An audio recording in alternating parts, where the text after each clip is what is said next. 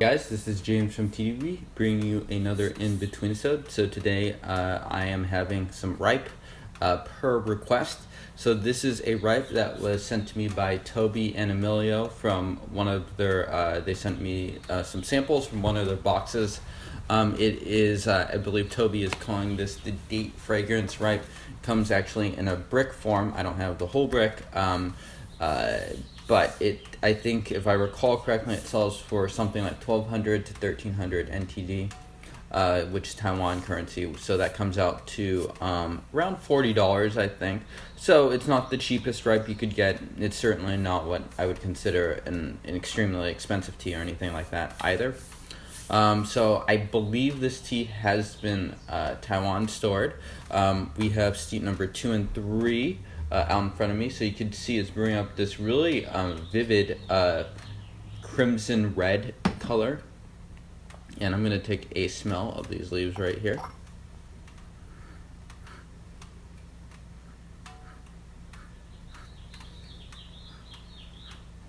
So it has a very nice, rich, ripe pu'erh smell to it. I struggle a lot, if I'm being 100% honest, to describe some of the flavors that you can get from ripe pu'erh. So I'd be curious what you guys have to say about it. I'm just going to get you drinking, guys. So here is steep number 2. Cheers.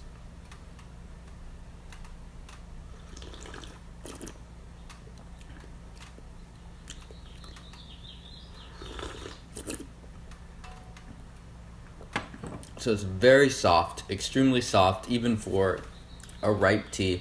It has, Toby calls this sort of like a date fragrance. I could definitely see sort of those Chinese dates in this.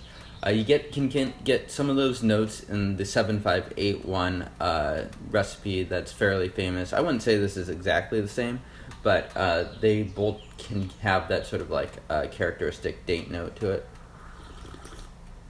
They also both come in bricks that are 250 grams, so this is probably helping the associations there as well.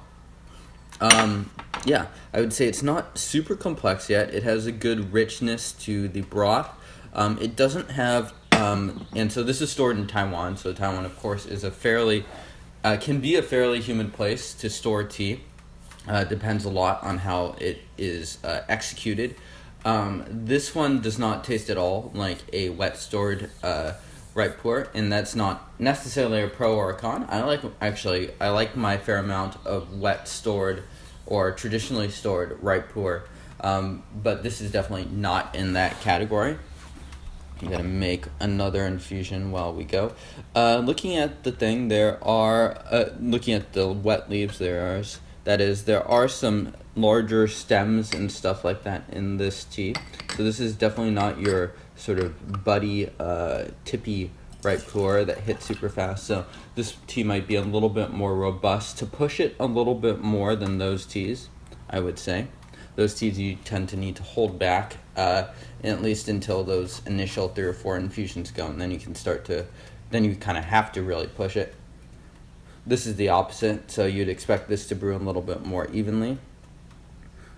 The leaves at this point all are just sort of like dark and pressed together.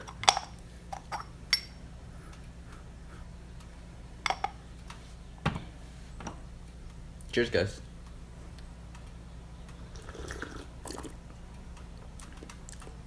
So I pushed this a little bit more in this infusion than the previous one, and it's still not at all, doesn't have much bite, so I'd say pushing it is a good idea. Some of those more creamy tones are starting to come into it.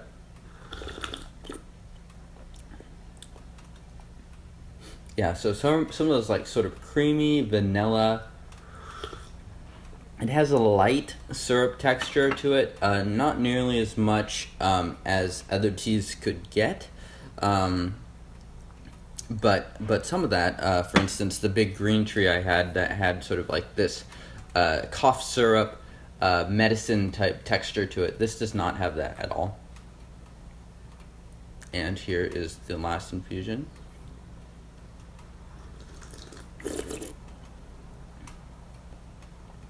Yeah, so it's moving sort of into that creamy vanilla category of teas.